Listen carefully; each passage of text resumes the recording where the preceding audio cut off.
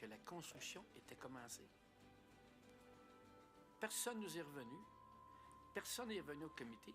La construction est commencée. Puis dans le fond, ce qu'on comprend, c'est que tous les contrats sont signés sur la base de ces silos-là. Puis le jello est pris. Quoi qu'on dise, ça donne plus rien. On s'est fait enfiroiper. C'est pas bien compliqué. On s'est fait avoir. Vous avez entendu le ton, Geneviève, vraiment pas contente de s'être fait avoir, sauf que le problème, c'est que techniquement, d'un point de vue légal et juridique, il ne peut rien faire parce que la construction de ces deux silos-là, c'est sur les terrains du port de Québec de juridiction fédérale. Mais là, il dit, bon, ça, c'est d'un point de vue légal parce que d'un point de vue moral, nous, on va regarder ce qu'on peut faire. Là, aujourd'hui, le maire quitte pour la France, pour Paris, mais on comprend qu'il part en guerre, une fois de plus, contre Arrimage Québec et le port de Québec. Et je vous dirais que ces deux silos-là, la population et le gouvernement du Québec n'en veulent pas non plus ici à Québec. En tout cas, ce que je vois en jugé par la neige derrière vous, ce n'est ni de la Il fait poussière de froid. nickel, ni des granules qui tombent. Ça, tout le monde s'entend là-dessus, c'est de la neige. Merci beaucoup, Alexandra. Au revoir. Théa. Ouais. Top speaker. Journal du soir UBS avec Howard Bill. Top Howard. La nuit dernière, j'ai été tiré d'un sommeil assez agité. C'était peu après 2 heures du matin. Par une voix sifflante, stridente, sans visage. Sur le coup un peu égaré, j'étais dans le noir, en plein sommeil. J'ai dit, veuillez m'excuser, parlez plus fort, je n'entends rien. Qu'est-ce que je peux faire, hein? Oh, rien. Alors la voix a repris. Il faut que tu dises la vérité aux hommes, c'est une tâche ardue parce que la plupart des gens la refusent. Et j'ai dit, vous voulez rire? J'en sais foutre rien, moi, de la vérité. Mais la voix m'a répondu, ne t'inquiète pas de la vérité, car moi, je te mettrai les mots dans la bouche. Alors j'ai dit, c'est le buisson ardent, au nom du ciel, je ne suis pas Moïse. J'entends la voix qui me dit, ni moi Dieu, mais ça n'a rien à voir là-dedans. Et la voix qui reprend, mais il ne s'agit pas tellement de vérité éternelle, absolue, d'une ultime vérité. Moi, je te parle de l'éphémère et transitoire vérité de l'homme. Je n'attends pas de toi, effet semblable, la vérité avec un grand V, mais bon Dieu, ayez au moins l'instinct de conservation. Alors j'ai dit, pourquoi moi? Et la voix a dit, parce que tu passes à la télévision, du schmoll. C'est pire. Un public de 40 millions d'Américains t'écoute et cette émission d'Uni, ils seront 50 millions. Je n'attends pas que tu ailles par bons et par beaux, la tête couverte de cendres, prêcher l'apocalypse. Tu es la TV, mec. Alors j'ai réfléchi un petit moment. Et j'ai dit, OK.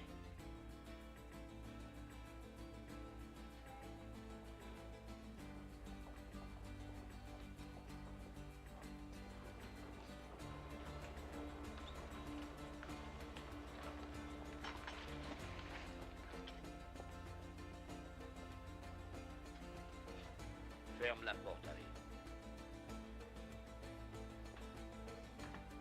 Howard, je te retire de l'antenne. Je crois que tu es en pleine dépression. Il faut que tu te reposes.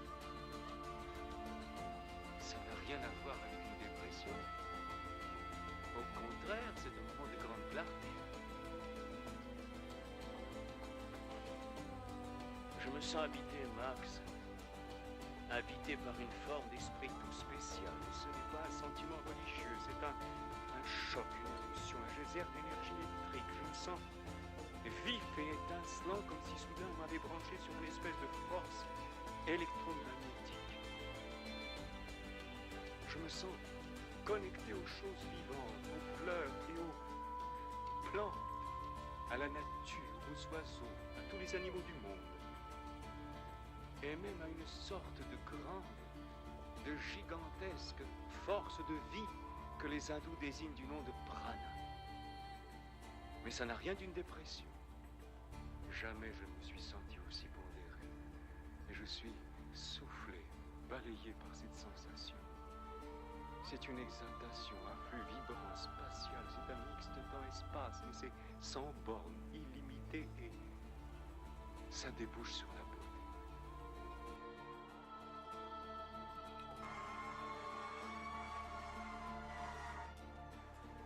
Ces images qui vont rappeler de bien mauvais souvenirs aux gens de Lac-Mégantic. Ça s'est passé cet après-midi en Virginie. Un train transportant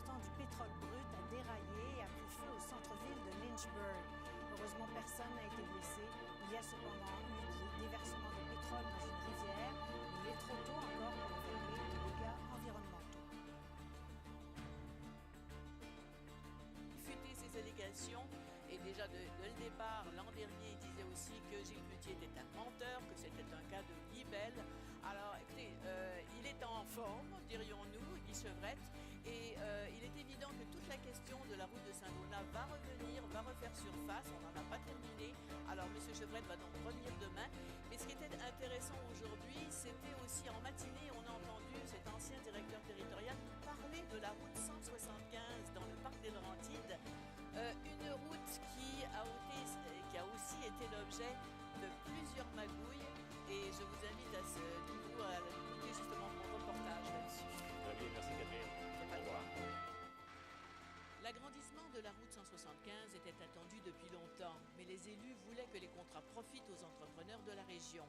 Donc, vous ne vouliez pas que quelqu'un de Montréal compétitionne? Le milieu politique ne voulait pas que les contrats échappent à une ou à l'autre des régions. Les contrats étaient juteux, 700 millions de dollars sur plusieurs années. Mais les offres des entrepreneurs étaient trop élevées au goût du ministère des Transports, qui a alors décidé de retourner en appel d'offres en 2005. Les prix qu'on avait refusés puis qu'on a retourné en appel d'offres, les nouveaux prix qui ont été soumis par je pense que c'est les 5 mêmes firmes, étaient supérieurs. Là, on parle de 15 à 25 %.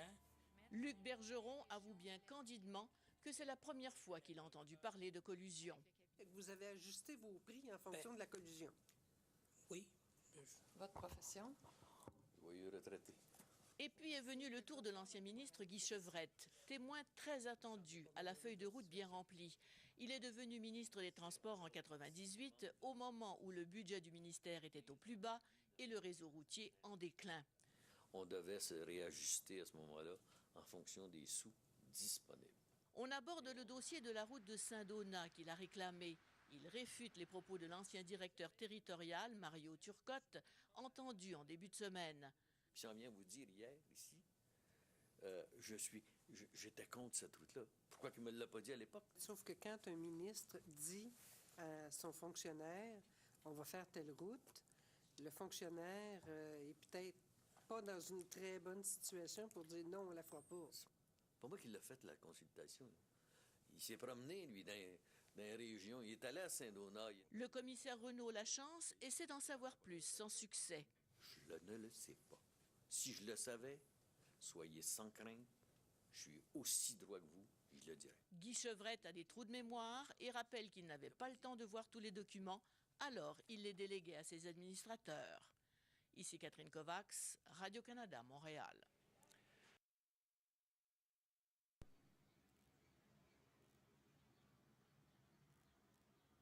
Wow.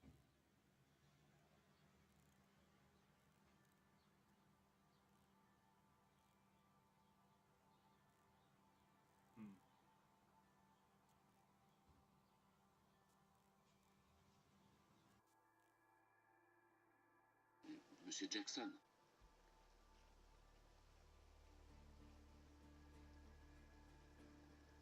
Vous n'avez rien à craindre. Je suis médecin.